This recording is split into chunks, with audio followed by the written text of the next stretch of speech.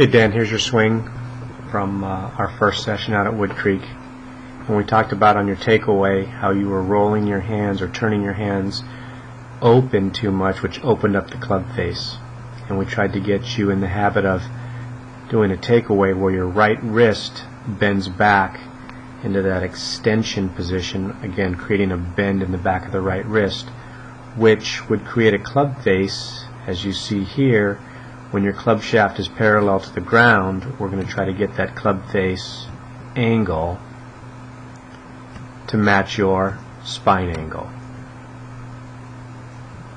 So you rehearsed it a few times here as a pre-shot routine prior to this, to hitting this ball.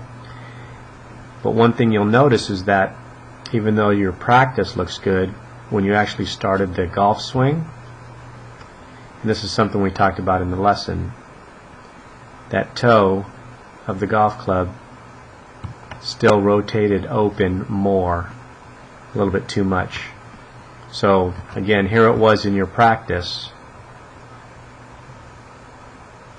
and you could see where it is in your actual swing. A little bit different positions there. So practice is good.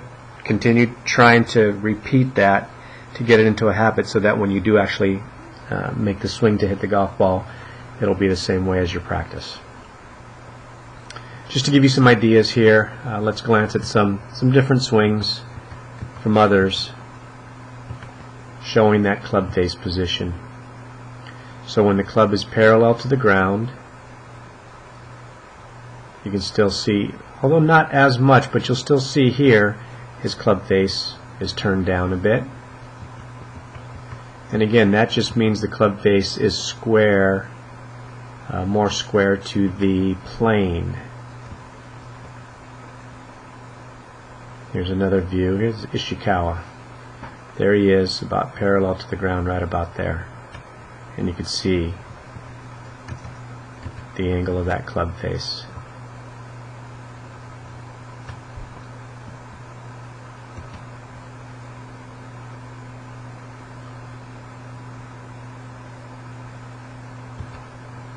Oosthuizen, similar, club face turned down a little bit when the club shaft is parallel to the ground. Here's an extreme example, and the reason I say extreme is it looks like his club face is really shut, but it's only because he's tilted over so much. So if you look at Kevin Sutherland,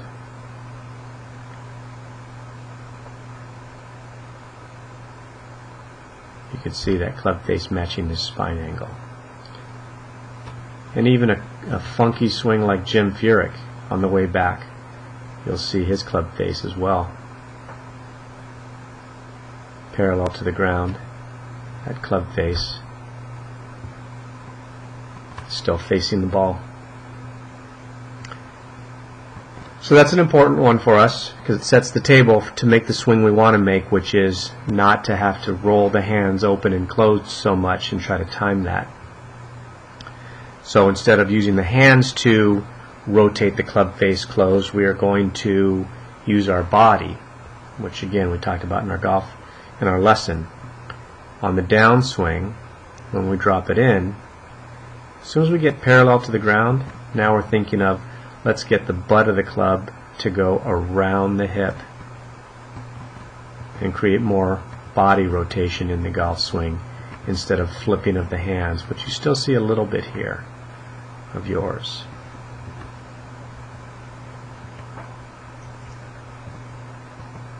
So for now, the two things that we've talked about, the angle of the club face on the way back, and then the butt of the club going around your hip, coming through, and retaining the right wrist angle. You can see how your right wrist angle, you're losing it there.